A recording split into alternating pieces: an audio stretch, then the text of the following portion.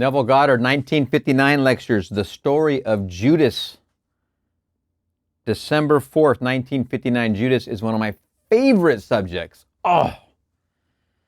We tell you here that we believe you can be what you want to be in this world, and that is my purpose to tell you, and that it is my purpose to tell you.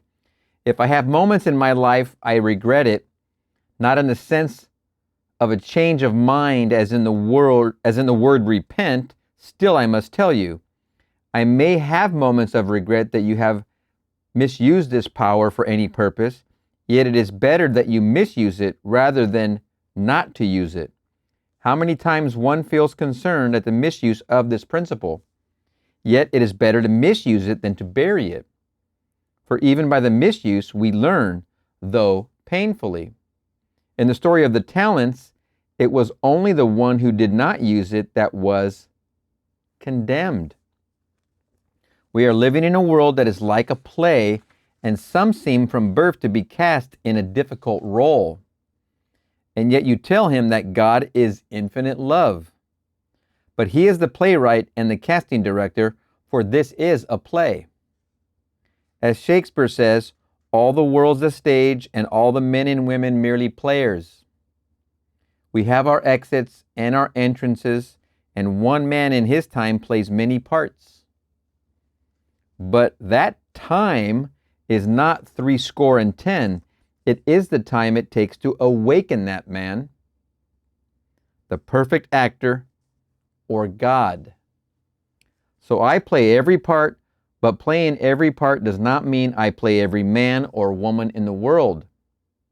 There are billions of actors, but only so many parts, and every part you and I must play.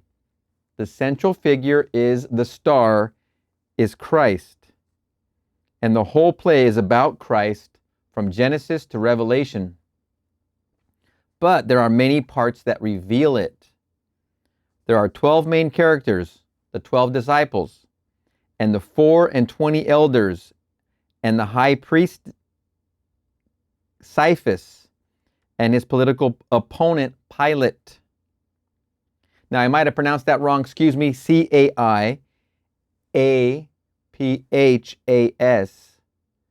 Caiaphas, and his political opponent Pilate.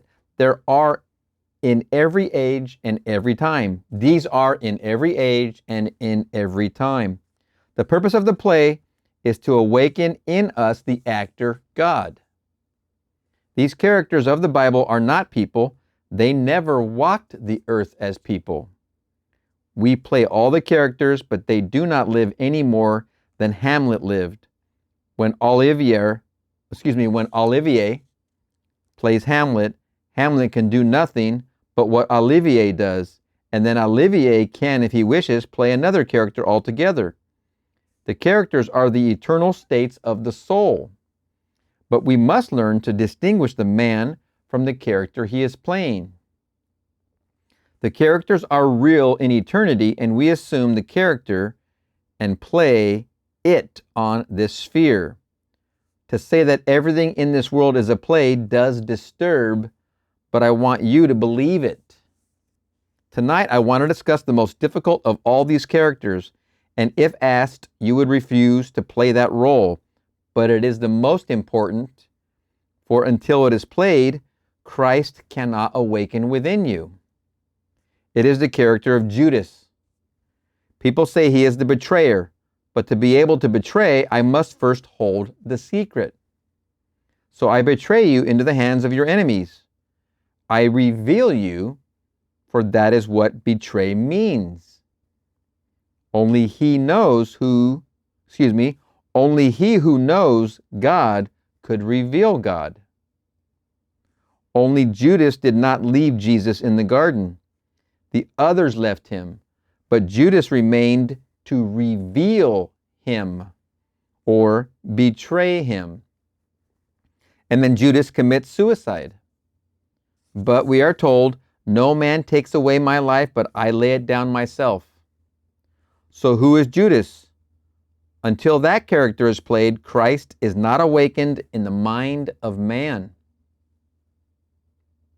Until Judas, the character is played, Christ is not awakened in the mind of man. He reveals God. He reveals where he's hiding. What a most profound responsibility and role. Then he repented when he found that those to whom he revealed the Lord spat at him and reviled him and condemned him. It does not mean upon a man, it is a symbol.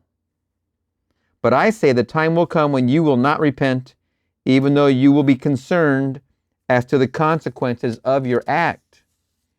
The word is only translated 6 times in this form. Paul wrote a bitter letter to the Corinthians, and he said, I do not repent or change my attitude toward you. And another time when Jesus is made a member of the order of Melchizedek, he says, I do not repent. But in this case, when Judas reveals the Lord to the world, he repents, for he sees what they did with the knowledge. Not something done to a man, for Christ is invisible. For he is the Lord, and the Lord is spirit, and spirit is without form. You tell the world who he is as man's invisible reality, and then when you see that they spit in his face, figuratively, then you are concerned for the consequences of your betrayal of the identity of God. Judas is not a man any more than Christ is a man. Christ is the invisible reality, and all the others are states, and we move into states. But when you are cast in the role of Judas, you are at the end of the play, and the play is over. You betray the identity of the creative power of the universe, and then you commit suicide. You hang yourself upon a tree. As he betrays him, he becomes the very being that he betrays. Now, Judas comes from the same form as the word Judah. It means the hand. It is the first symbol in the name of God, or the Hebrew symbol Yod.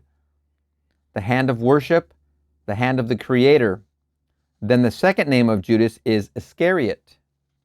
Is means man, Cariot means to lay timber, or the carpenter. So Judas betrays the Lord, for no one knew him, but Judas told them, when I kiss him, you will know him. Ooh, that brings a vision I had last week. That brings a vision together. And it was the story where I had the out of body, where I was on the beach and a friend was there, and I believe his daughter Melody, and my friend's wife, her name started with a J. And I was having an out of body, and I was there with a camera to look at waves. And incidentally, I did that last week with a friend of mine, and we are kind of business associates, and we went out and gathered content at dusk and dawn. But this was 2 weeks prior. It's in the videos, and I couldn't dig through these to save my life to find out what that date was. But in that dream, what I didn't mention is what he just mentioned, because in that dream, there was another person to me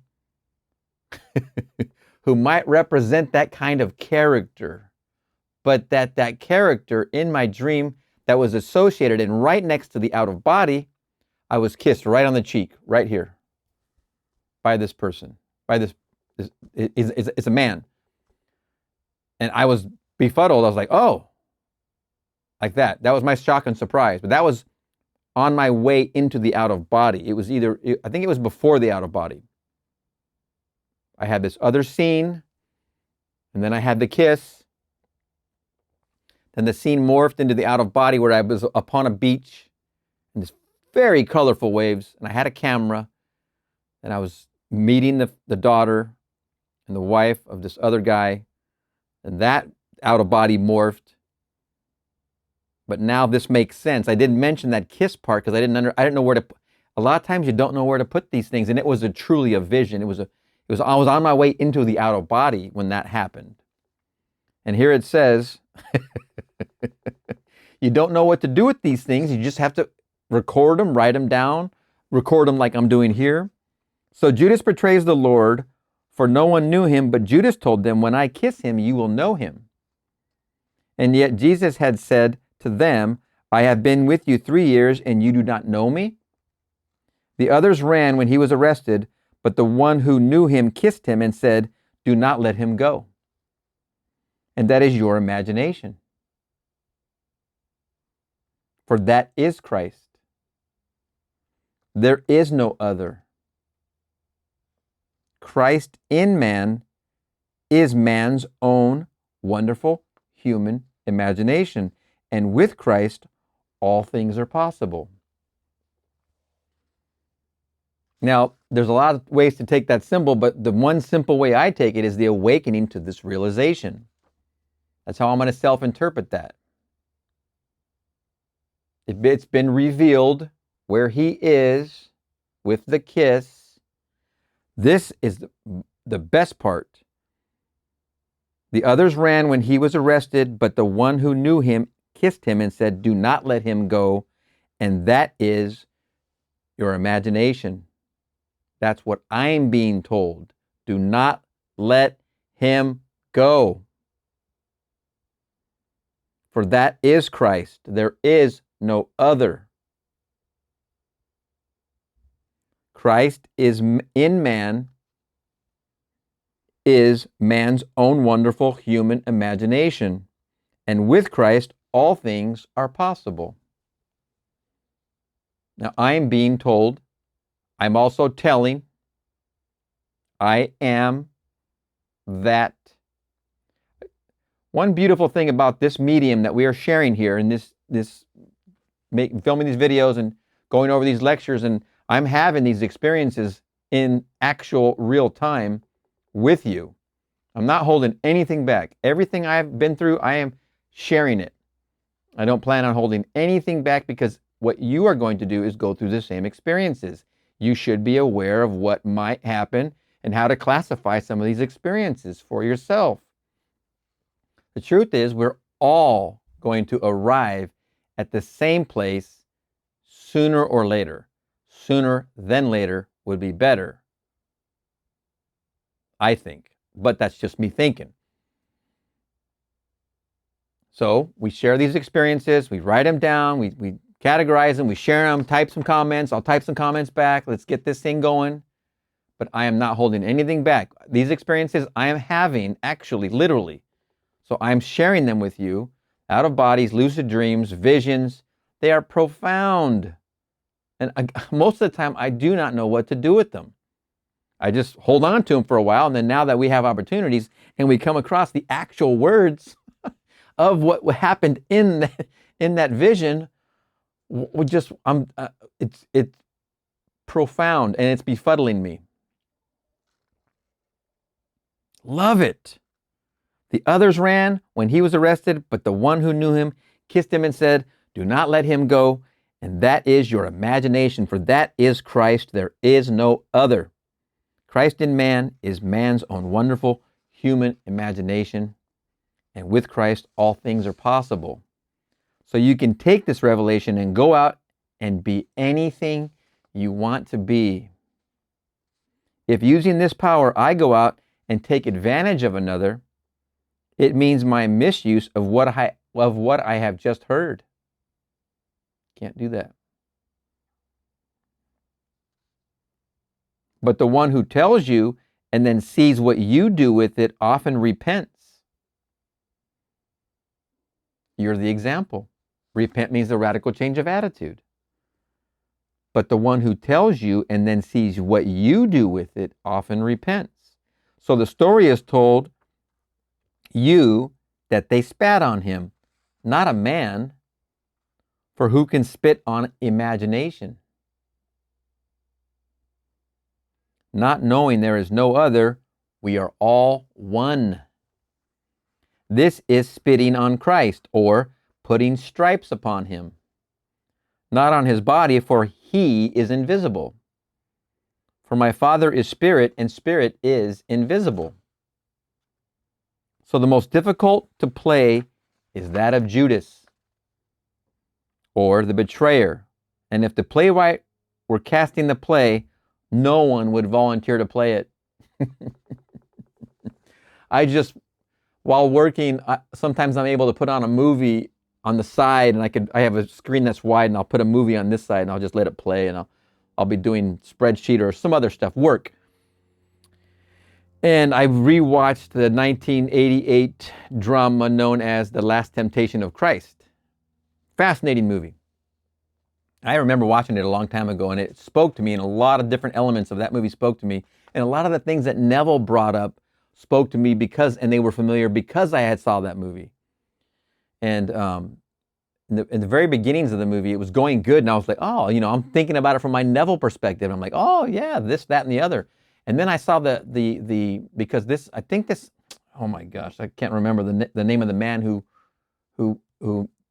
put this movie together. He's a famous director, I believe. But anyway, a lot of the struggles of the man known as Jesus. See, in the movie, they try to weave the biblical meanings and passages through it to be in 3D. And it was doing okay with that, but I didn't like that so much. But it was actually doing even better with the meanings of things. The Last Temptation was this whole idea that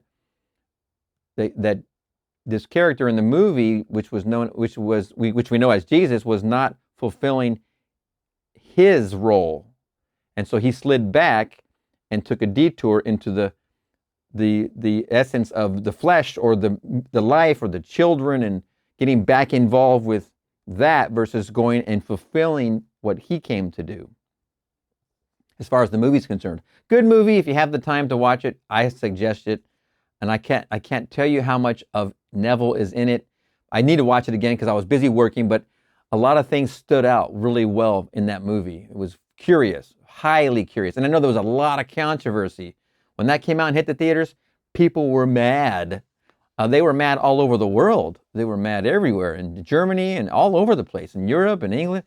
And they were just mad about the fact that somebody could portray this. And then later we have other movies like The Passion of the Christ, I believe. Anyway, that movie did have a lot of elements. I'd have to watch it again to give more talk on it. But back to this. So the most difficult, the reason I brought that up, the guy that played Judas in that movie was a cool guy, and I've seen him in a lot of movies. And I brought that movie up because the relationship between Judas and Jesus in that movie was really a keen one. They were really good friends. It was a strong relationship. And it's a very interesting portrayal when you look at a 3D image movie of a portrayal of what we're talking about here. And it's curious. So I don't know how much Neville has influenced that story, but I'd have to look into that. But it seems that there's some pieces in there. But the friendship between the two was really cool. So anyway, so the most difficult to play is that of Judas, or the betrayer. And if the playwright were casting the play, no one would volunteer to play it. But one has to go out and betray God by telling his identity. And to the degree that you can do it, you will prove it by the behavior of those to whom you tell it. For all the characters of the Bible are true as states, and they live forever.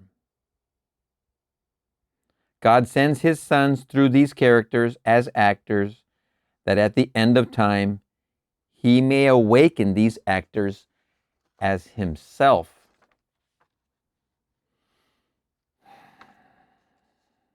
You are infinitely greater than any character in the Bible, for they are states.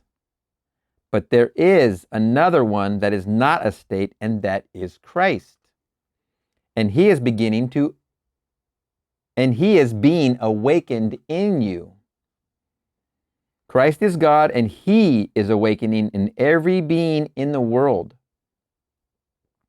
He has prepared a play to awaken every child born of woman.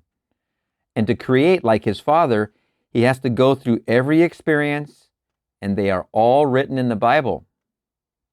So there are 12, and the 4 and 20, And there's always the political power and the religious power and the wise men called the Sadducees, and those who conform to that which they think will make them important in the eyes of men, the Pharisees. Then there are those who have mechanical talents. You can take from the inspired works of a Shakespeare or a Blake and write many books, but they could not write one thought that is original, and they are the scribes. Then there is, excuse me.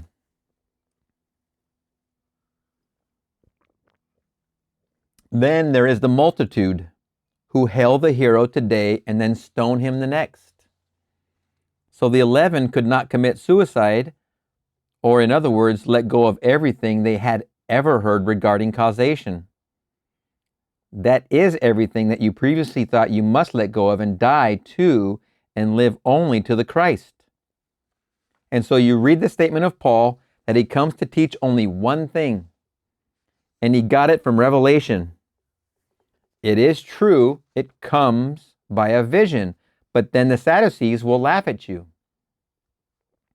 We have this now in our midst as they talk about evolution. And the world has accepted it, yet I am told that God created all things and called them good and wondrous. All were distinct acts of creation. I have nothing to do with anything less than man, but everything less than man only bears witness to what I am. I did not evolve through all the animals. That is true only as related to human affairs. I see it move through the canoe to the ocean liner, from the plow to the tractor, from the cave to the palace. Evolution is only in the affairs of men.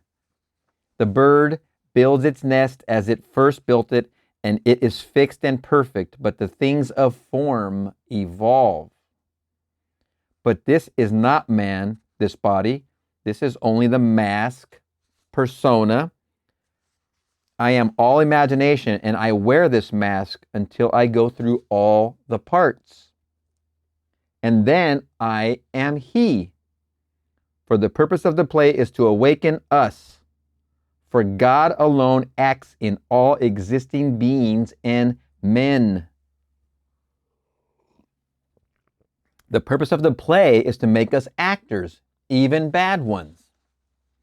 If we are bad ones, the ones who reveal the secrets, if we are bad ones, the one who reveals the secret repents. Yet he would not change it. We are told that when Judas came and kissed Jesus, that Jesus said to him, "Friend, why are you here?" That's exactly, I'm not even joking with you. That's exactly what I thought. When I had the kiss upon my cheek, I thought, why? First off, I was like, why are you even here in my dream? And that was number one. And then the other part was like, why did you kiss me? It was exactly what I thought. Literally. We are told that when Judas came and kissed Jesus, that Jesus said to him, "Friend, why are you here?" The translators could not bring themselves to believe the actual translation, so they put it in the footnote, "What you have to do, do it." The actual translation is, "What you must do, do it quickly." You have to do it. You have to tell the world who God is and that he is imagination. But the translator used the sentence, "Why are you here?" You know, in another side of this, the kiss is revealing Christ, and that's happening on the fourth dimensional body. My image was in the fourth dimension, which means it's not a physical body. So it's an invisible body. It's very curious because that is basically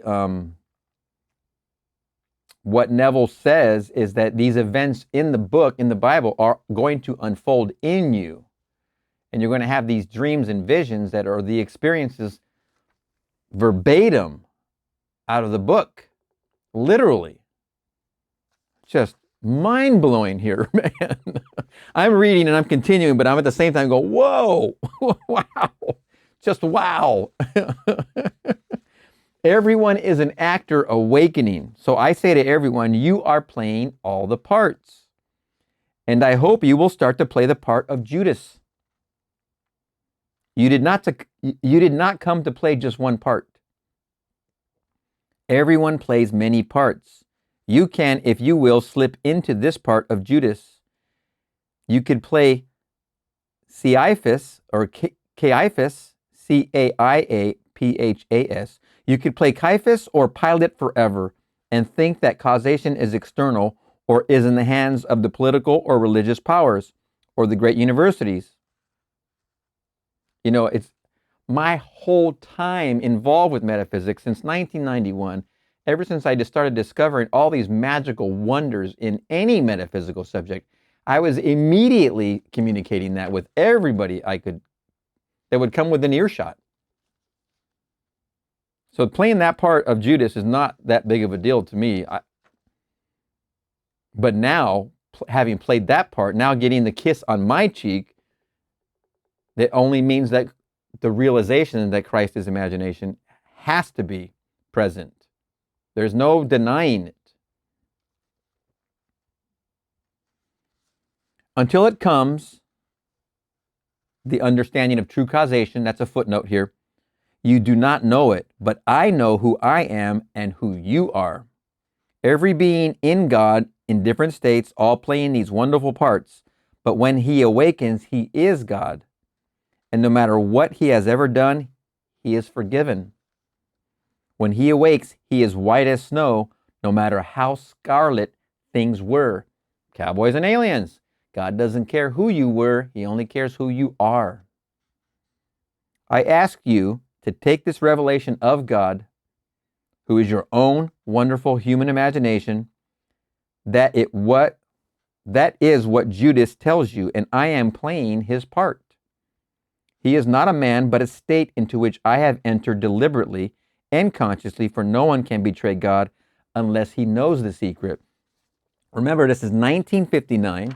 This is December 4th. Neville would be 18 more years in our presence, as a present, a wonderful present, but he's admitting to being the character of Judas here, and also his driver, Frank Carter, admitted to having the vision he had, which was a dream about the way Neville died, and that Neville died exactly like he predicted and saw in his vision, and that he was playing literally the character of Judas. And here he is 18 years before his exit, admitting to that fact. He's revealing where Christ is hiding. One of the most amazing things I discovered when I studied Neville was this one thing. When I saw this coming for this batch of lectures, I was like, oh, this is going to be good. I didn't realize it was going to be this good. But I really, can respect that whole Frank Carter experience and Neville knowing when he's going to go. He totally, fully knew what was going to happen that night, leaving his wife in the hospital. If you haven't seen that lecture, look it up. It's I think it's by Frank Carter, and I think it's called either The Day Neville Died or something like that. I'll try and find the link and put it in the description for this. I ask you to take this revelation of God, who is your own wonderful human imagination. That is what Judas tells you, and I am playing his part. He is not a man, but a state into which I have entered deliberately and consciously, for no one can betray God unless he knows the secret. We are told in Corinthians, who knows the thoughts of a man but the spirit of man who dwells in him? Who could reveal or betray God but he who knows his secret? But if you know it and you test and prove it, then you are commissioned to go out and betray God. You go out and betray the secret of creation. Then he went and hanged himself to a tree. This body is a tree. He comes to do it, and he had to do it, but then he stands aghast at the use to which they put this secret about which he came to tell. Then the next stage is to awaken completely as Christ. We do not yet know what we shall be like, But when we see him, we will know him, for we will be like him. You will be like the very being you were sent to betray. Everyone here will play every character in eternity. I do not mean people. They will go through all the characters, for the characters are eternal states. Distinguish man who is all imagination from his present state. You can forgive him anything, knowing he is playing a part written for him by God. We are all players in God's play. You can go back and see the parts you have been playing from the cradle until now. If you were given a vision, you would now, this moment, see in human form the state that I am playing. You would see it, and yet it is not a man, but only a state. I have seen people in argument, and over them you see figures in contention. They are only playing states, and as they forgive and shake hands, these would vanish. A gentleman sat here the other night, and he wrote to me, as you began to speak, I saw over your shoulder a patriarch who wore the black hat and robes of a priest. I do not know who he was, but I feel he is a great inspiration to you. This is true, for I entered a certain state. I was speaking about the foundation stone, and that state was personified as a man. I was telling you that the foundation stone of everything is imagining, and not to leave that and go in search of another foundation. And here this gentleman saw a being who was sent to him. And here this gentleman saw a being who was to him a patriarch, expressing what I was talking about. I know it is true, for I am never alone. But you are infinitely greater than the state, for you are a living center of imagining. You can move through all the states. You are not the state. They build churches to Peter or to John, etc. They are being built only to states, and the states are eternally dead until the Son of God gives them life. When you enter the state of contention, it is then alive. But if you are not in the state of contention, it is dead. They do not build churches to Judas. I lived on a little island, and they divided it into 11 parishes, named for the disciples, but there is no Judas. My forefathers did not know he was the most important, for only he could discover God and betray him. They call one who betrays a friend a Judas. But in Matthew 26, Jesus calls him friend. And then he said, what you have to do, do quickly. He did not call the others friend, he called Peter Satan. But to Judas he said, betray me! Exclamation point. And in that movie, The Last Temptation of Christ, they do portray that friendship. It's a very strong friendship, very heavily reliant. William Dafoe is the character, by the way, that plays Jesus. And then often those to whom the secret is revealed begin to use it wrongly. They discover imagination creates reality, and disliking someone they will imagine something bad, and by their very intensity bring it to pass. You can use this in a horrible way, so we are told he repented or was deeply concerned as to the consequences of his act. Now listen to this again. And then, often, those to whom the secret is revealed begin to use it wrongly. Now we're talking about your imagination creates your experience. Your imagination creates your reality. What you imagine lovingly for another brings them up, brings you up with them. Job, the whole story of Job. But in this case, they discover imagination creates reality, and disliking someone, they will imagine something bad by their very intensity, and by their very intensity bring it to pass. You can use this in a horrible way, so we are told he repented or was deeply concerned as to the consequences of his act. Referring to Judas and his act. But we already know the golden rule is the rule, the only rule. You can be what you want to be in this world, and those who recoil from this truth are its enemies and do not know it.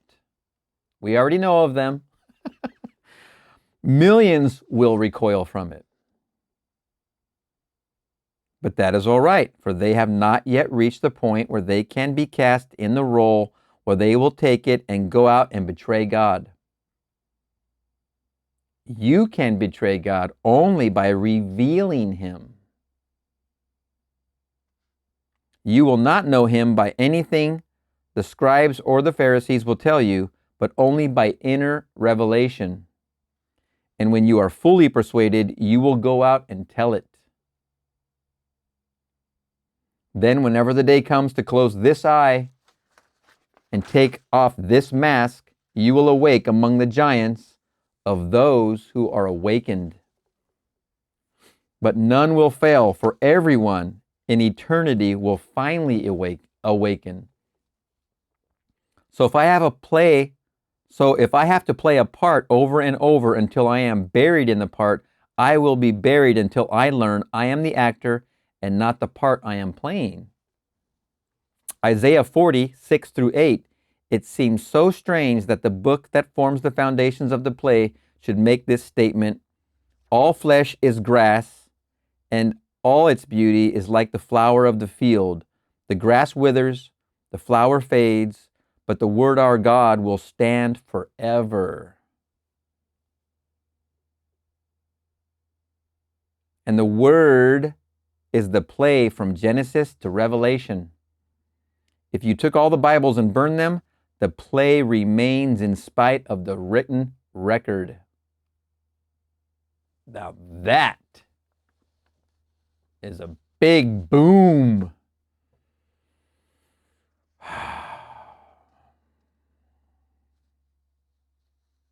We hear so much about goodness.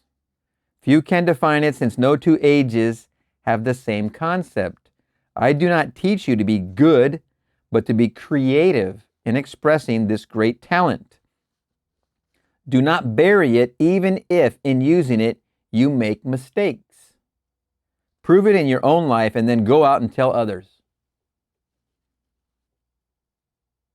Once you prove it in your own life, you will be the example. And then once you communicate it verbally, you're already standing on the mountain you just moved. You will not be louder as an example first, and then after you say, look what I've done. It will not be louder. It cannot be louder. It's going to be huge.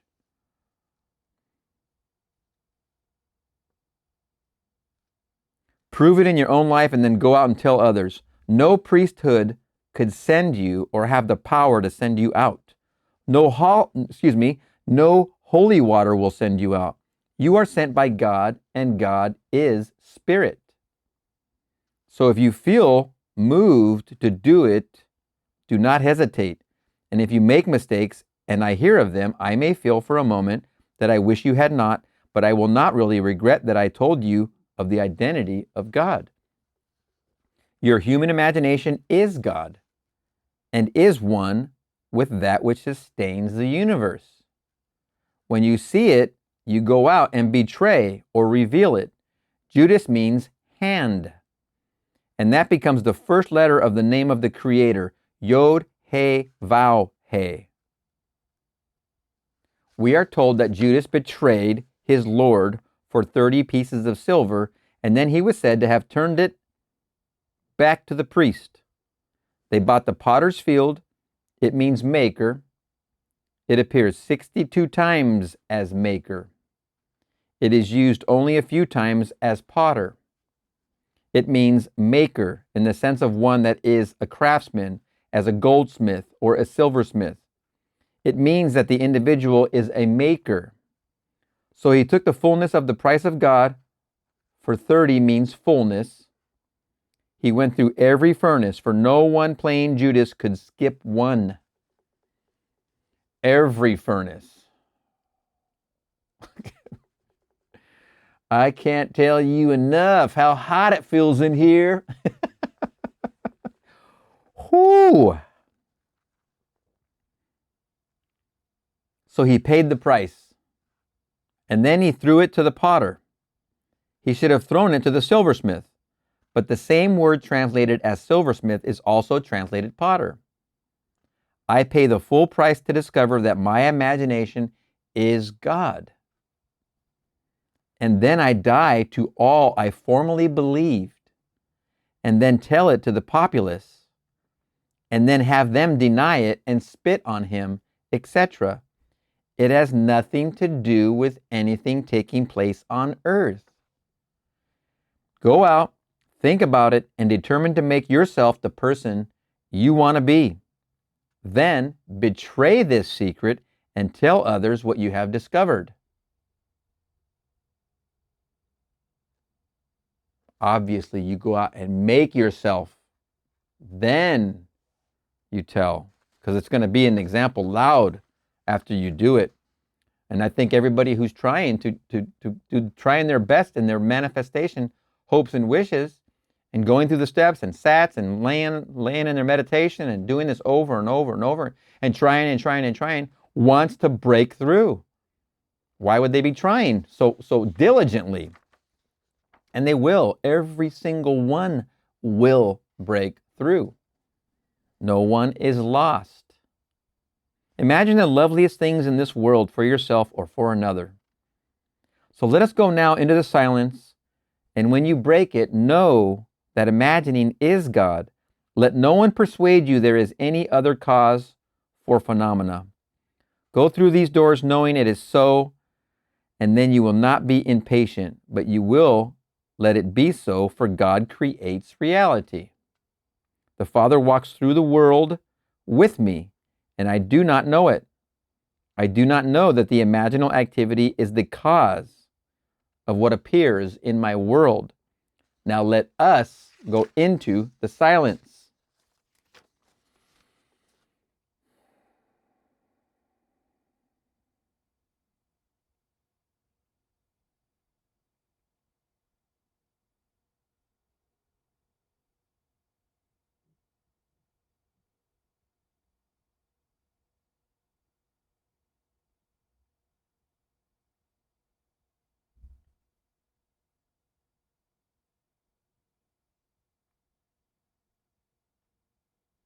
Doesn't take long. Remember, if you're driving, you're not shutting your eyes. Good. Just a very small scene is all you need. Neville would do this for 2 minutes after every lecture. Then he would come out, and then that would be it. So 2 minutes is your homework. What an amazing lecture. Oh, I can hardly believe this was 1959, but this is also the year he was having the mystical experiences. So here we are, December 4th, 1959, the story of Judas. We're going to see you in the next one.